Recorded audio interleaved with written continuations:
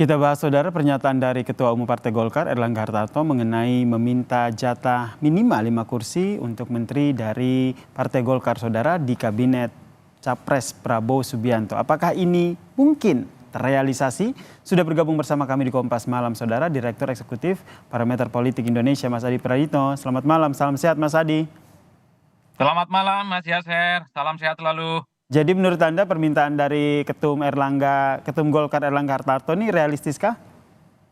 Ya, bagi saya cukup realistis dan sangat rasional. Banyak Mm-mm.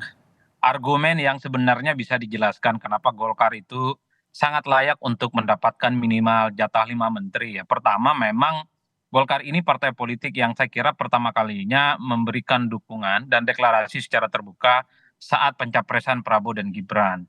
Yang kedua, kita tahu adalah Golkar juga menunjukkan sikap loyalitas dan totalitasnya saat melakukan kampanye-kampanye politik ya, saat memenangkan Prabowo Gibran beberapa waktu yang lalu.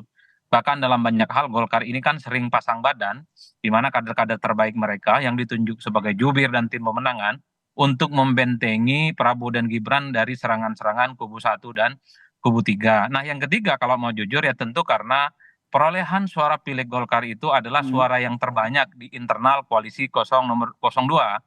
Karena kalau kita melihat persentase per hari ini, Golkar itu kan di kisaran angka sekitar 15% sekian dibandingkan dengan Gerindra hanya mendapatkan 12%.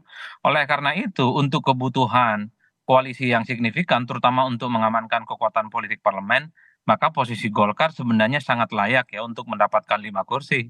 Bahkan secara rasional Mm. sebenarnya Golkar pun juga layak untuk ditambah kursinya, bisa 6 ataupun 7.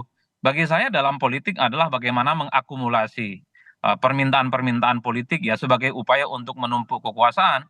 Yang aneh itu adalah jika ada yang kalah pemilu, kalah kontestasi, kalah pilpres, juga minta jabatan menteri. Itu aneh, Mas. Kalau Oke. Golkar sebagai partai yang mengusung sejak awal kontribusinya signifikan, apalagi perolehan pilegnya menurut saya Mm. paling banyak di internal kubu nomor 2, bagi saya 5 kursi menteri itu adalah jawaban yang sepadan Jadi sebenarnya. wajar ya minta 5 kursi karena kontribusinya seperti yang tadi Anda jelaskan. Tapi apakah 5 kursi menteri ini nanti akan mendominasi atau Prabowo yang berasal dari Partai Gerindra harus lebih banyak mendominasi?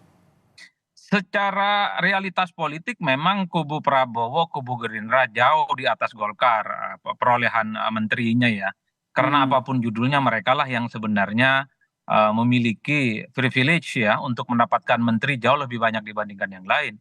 Bahkan misalnya Gerindra itu bisa 10 kursi, kalau mau juga bisa 15 kursi. Itu saya kira sangat sah dalam politik mengingat Gerindra adalah ketua umum mereka yang jadi presiden di negara ini. Oleh karena itu bagi saya kompetisi politik itu adalah tujuannya untuk how to get the power, mengakumulasi begitu banyak kekuasaan-kekuasaan politik yang didapatkan, terutama kekuasaan menteri ya. Itulah yang saya sebutkan bahwa siapapun nanti yang sudah ditetapkan sebagai presiden, sebut saja Prabowo dan Gibran, Hmm. jangan pernah mengajak kubu-kubu yang lain, terutama yang kalah pemilu untuk menjadi bagian dari koalisi mereka, karena itu akan mengurangi jatah menteri yang akan didapatkan oleh partai-partai pengusung atau mengurangi jatah menteri yang akan dimiliki oleh Gerindra. Nah ini yang Makanya menjadi bagi pertanyaan saya, saya selanjutnya Mas Adi, ini ke depannya dengan permintaan jatah menteri tentu tidak hanya dari Golkar, ini hanya Golkar yang akhirnya terbuka di depan umum sehingga kita mengetahui ada minta 5 kursi begitu. Tapi menurut Anda nanti pola politik ataupun peta politik yang nantinya akan dipakai oleh Prabowo dan juga Gibran jika nantinya akan terpilih untuk memetakan perolehan ataupun jatah-jatah kursi ini menurut Anda seperti apa? saya kira asasnya proporsional ya. Pertama didasarkan pada siapa sebenarnya yang jadi presiden dan partai utamanya. Dalam hal ini tentu adalah Gerindra. Maka Mm-mm. Gerindra itu secara proporsional pastinya perolehan kursinya itu jauh lebih banyak dibandingkan yang lain. Yang kedua, menteri terbanyak itu pastinya pasti diberikan kepada Golkar ya, karena Golkar adalah mendapatkan perolehan pileg yang saya kira signifikan dibandingkan dengan yang lain. Baru yang ketiga itu di situ ada Demokrat, ada PAN. Jadi proporsionalitas itu sebenarnya harus dibagi rata dulu sesuai dengan Mm-mm. perolehan pileg, sesuai dengan kontribusi yang sudah diperjuangkan sepanjang masa kampanye pemilu di 2024 ini, Mas. Baru kemudian kalau memang ingin merangkul pihak-pihak lain yang kalah pemilu, sebut saja misalnya mungkin ada PKB, mungkin ada Nasdem, mungkin Mungkin ya. P3 dan PKS gitu. Mungkin ya, ini kan bicara mungkin karena Mhm. mazhab politik Prabowo saat memberikan statement politik ya di GBK beberapa waktu yang lalu akan merangkul semua kelompok-kelompok kepentingan politik yang berbeda. Tapi menurut saya, sekalipun ingin merangkul Mhm. pihak-pihak yang kalah pemilu, ya jabatan menterinya jangan terlampau banyak. Ok. Satu lah paling mungkin ya, terutama elit-elit kunci mereka. Kalau nggak ketua umumnya ya sekjen, terutama untuk mengamankan kepentingan politik di parlemen yang saat Mhm. ini di mana kubu Prabowo belum mencapai 50% plus satu. Dalam Ini yang konteks juga itulah akhirnya sebenarnya. dikhawatirkan oleh Ketum Golkar Erlangga Hartarto, kayaknya nih Prabowo akan merangkul partai-partai yang dulunya oposisi. Jadi sebelum itu Erlangga langsung mention duluan, Pak Prabowo minimal 5 kursi lah untuk Golkar. Biar nanti kalaupun nambah dari oposisi, Golkar tetap dapat 5 kursi menteri. Secara kalkulasi politik saya kira partai seperti Golkar harus mengambil posisi yang sentral dan signifikan Mas dalam komposisi kementerian ya karena mereka ini adalah partai pengusung utama dan partai pemenang ya. Mhm. Oleh karena itu sebelum dibagi dengan partai-partai lain yang kemungkinan akan dirangkul, partai-partai di luar Gerindra ya seperti misalnya Demokrat dan PAN saya kira memang sangat mungkin untuk meminta jatah-jatah komposisi menteri yang strategis yang bisa mengakomodasi kepentingan politik mereka, baru berpikir yang lain. Kalau saya dari dulu selalu mengatakan, jangan pernah mengajak mereka yang kalah pemilu. Biarkan ada reward and punishment, yang menang itu jadi penguasa, yang kalah biarkan dia berjalan di tempat yang sunyi. Jikapun ada keinginan untuk merangkul pihak-pihak yang kalah, akomodasinya terbatas aja, Mas. Yang penting Mhm. suara, kekuatan politik parlemen, kubu Prabowo dan Gibran ya 50 plus 1 lah. Selebihnya tidak terlampau banyak. Oleh karena itu, jangan terlampau mengakomodasi begitu banyak kepentingan politik yang kalah karena ini akan mengurangi bagaimana signifikansi check and balances nantinya. Jokowi di periode pertama dan kedua ini kan menghilangkan sama sekali kelompok-kelompok oposisi yang nyaris tidak pernah bunyi di parlemen. Bagi demokrasi ini berbahaya. Karena ketika kekuatan politik itu Mhm. disatukan dalam satu kekuasaan politik dengan konsesi menteri, maka disitulah kemudian kita jangan pernah berharap kebijakan-kebijakan pemerintah yang tidak pro rakyat, kebijakan pemerintah yang tidak populis akan ada yang memperjuangkan di parlemen.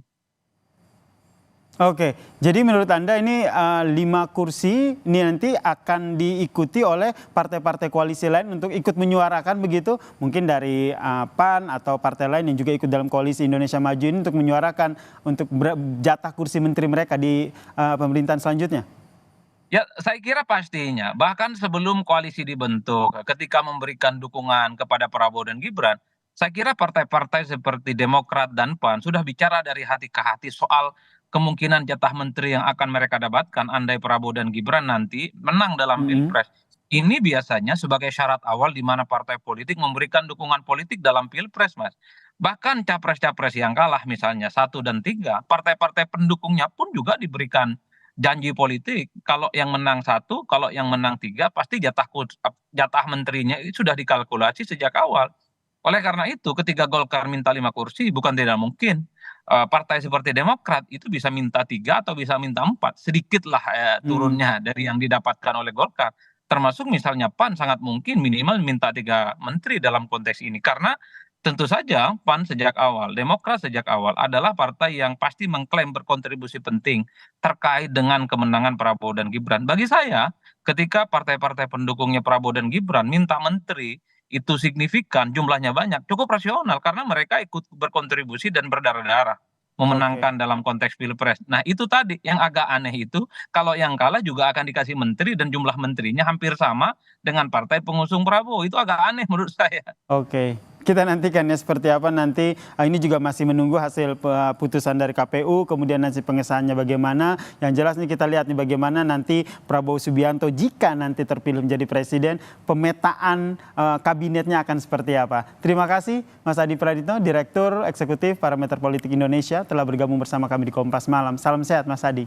Salam sehat, Mas Yasir.